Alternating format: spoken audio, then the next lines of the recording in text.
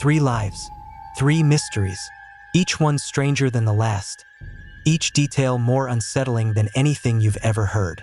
A man vanishes during the Super Bowl only to reappear lifeless 1,000 miles away.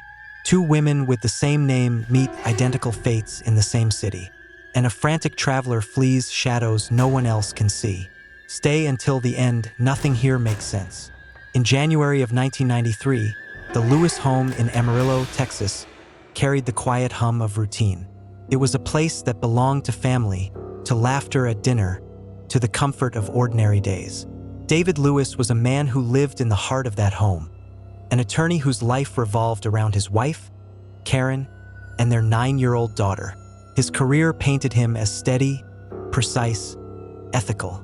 He worked to resolve disputes, to handle conflicts, to guide others through the maze of law. Beyond the courtrooms and offices, he was known for his devotion to charity, a man who seemed to stand on firm ground. But even in such ordinary houses, shadows can gather, unnoticed until they swallow the light. When Karen and their daughter left for Dallas that January weekend, it was unremarkable. Shopping, a brief getaway, a trip that left David home alone. He wanted to stay for the Super Bowl. Football was his passion, and the ritual of watching, recording, replaying the game was his way of savoring it. It was routine, predictable, almost comforting.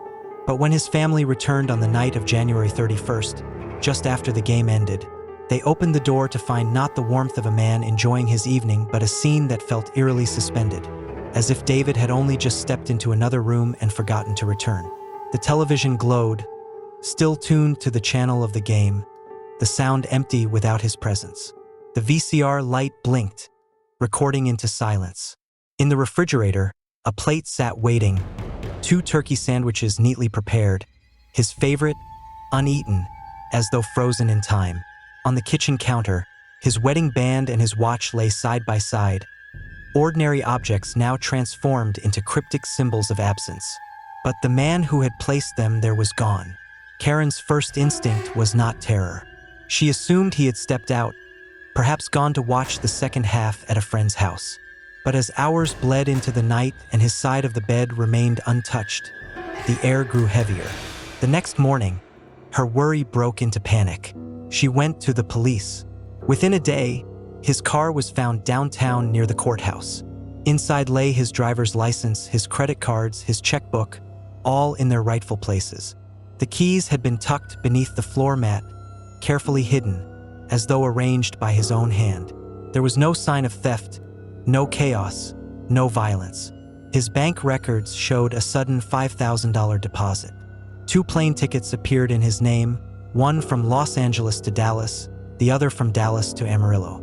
No one could confirm if he had used them. Karen told police something that added weight to her fear. In recent weeks, David had confided in her that he believed his life was in danger. He was preparing to testify in Dallas, in a deposition involving his old firm and a wealthy client. He was under pressure to lie, to bury wrongdoing. He had told her he would not. He would tell the truth no matter who it hurt. He understood what that meant, that in standing firm he was making himself a target. The investigation stretched into months. For nearly a year, silence reigned. No phone calls, no letters, no sign of life. The case was filed away as though he had left willingly. But in Washington state, 1,000 miles away, another story had already unfolded. On February 1st, a man was struck by a car on Highway 24.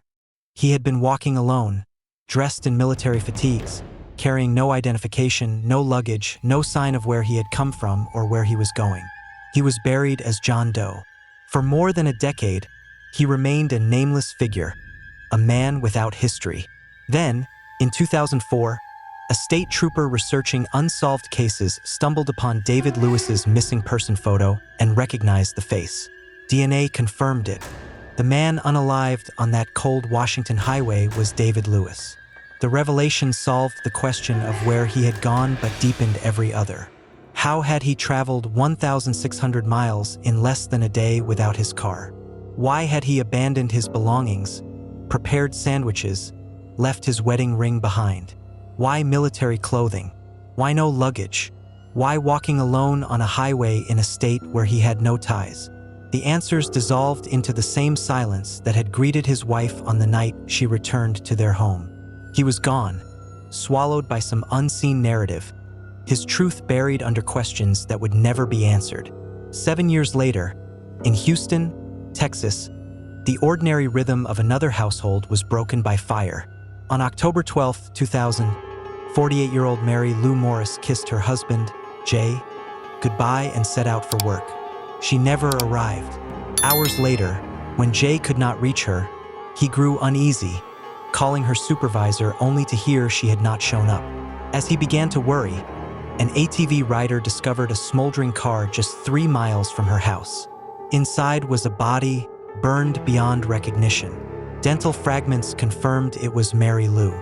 The vehicle had been doused with gasoline, ignited to obliterate evidence.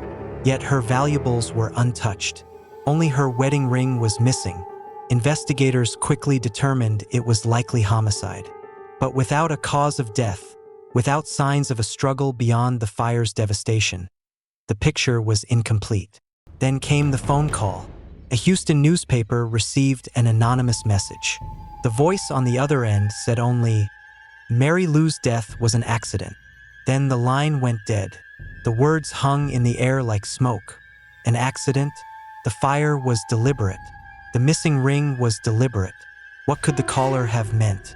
For days later, another woman with a nearly identical name, Mary McGinnis Morris, left her office and stopped at a drugstore.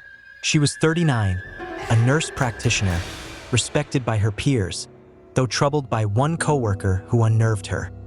He had flipped her family photos face down, scrawled a note reading death to her. She had told her husband about the harassment. He had taught her how to handle a fire weapon.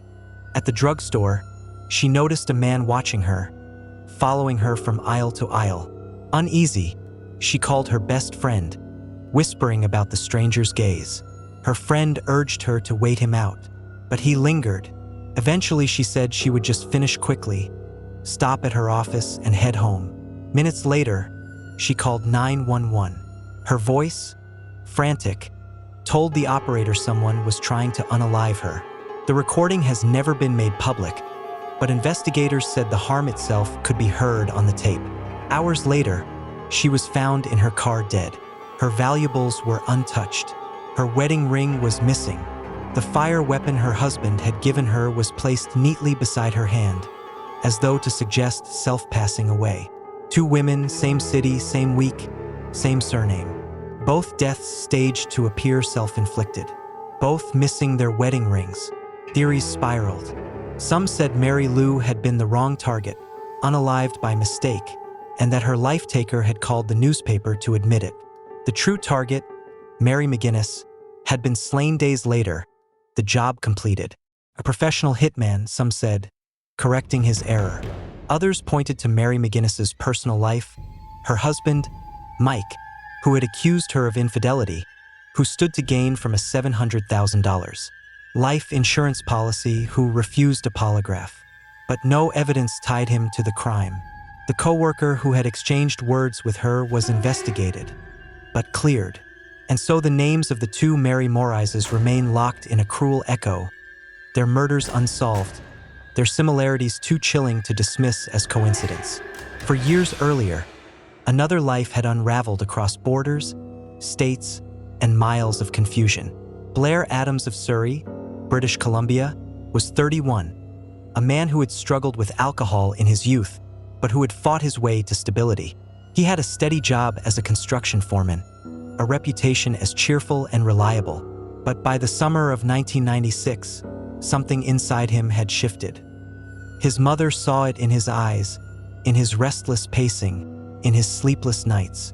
He was paranoid, erratic, convinced that someone was following him, that death was closing in. When pressed, he would only say he could not explain, that it was dangerous to speak. On July 5th, he emptied his bank account, withdrew $6,000 in cash, and cleaned out his safety deposit box, taking jewelry and gold. He tried to cross into the United States but was turned away at the border, his nervousness and cash arousing suspicion. The next day, he quit his job without taking his paycheck.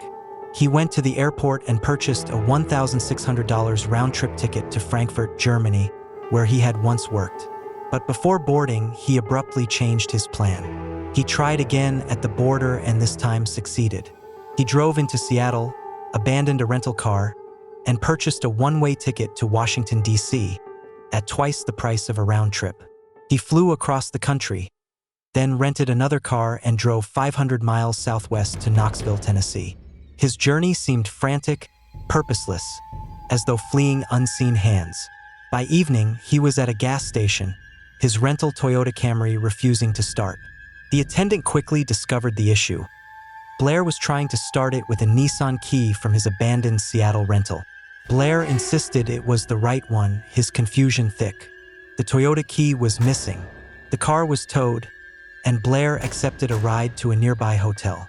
At the Fairfield Inn, he circled the lobby like a hunted man, walking in and out 5 times before finally approaching the desk.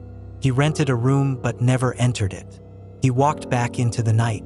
The next morning, construction workers across the street found his body in a parking lot. He was half-clothed, missing his pants, shoes, and socks. Around him lay his money, scattered in US, Canadian, and German bills. His fanny pack held gold and jewelry. His duffel bag held receipts and maps. And there, on the ground, was the missing Toyota key. His injuries were minor save for one catastrophic blow to the stomach, a single strike that unalived him. In his hand, he clutched a strand of long hair. A security guard reported hearing a woman scream in the area around 3:30 a.m. A witness recalled seeing Blair speaking with a man outside a Cracker Barrel. Neither lead went anywhere. His toxicology report showed no drugs, no alcohol. His paranoia, his erratic travel, his violent end, none of it resolved into sense. He had predicted someone was trying to unalive him. If he was right, they succeeded. If he was wrong, then fate led him into a life-taker's path. Either way, his story ended in silence on a Tennessee pavement, surrounded by the fragments of a life unraveled. David Lewis, disappearing into a highway 1,000 miles from home. Mary Lou and Mary McGinnis, their names and deaths entwined in eerie synchronicity. Blair Adams, consumed by dread, his steps carrying him across borders into oblivion.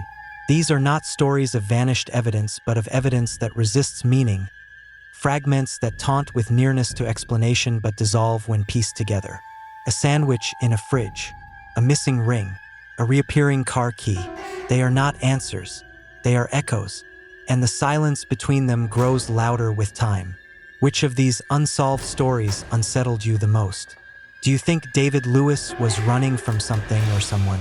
Were the two Mary Morizes victims of coincidence or a calculated plan? And what truly drove Blair Adams across borders in a frenzy of fear? Drop your thoughts in the comments. Don't forget to subscribe for more chilling mysteries.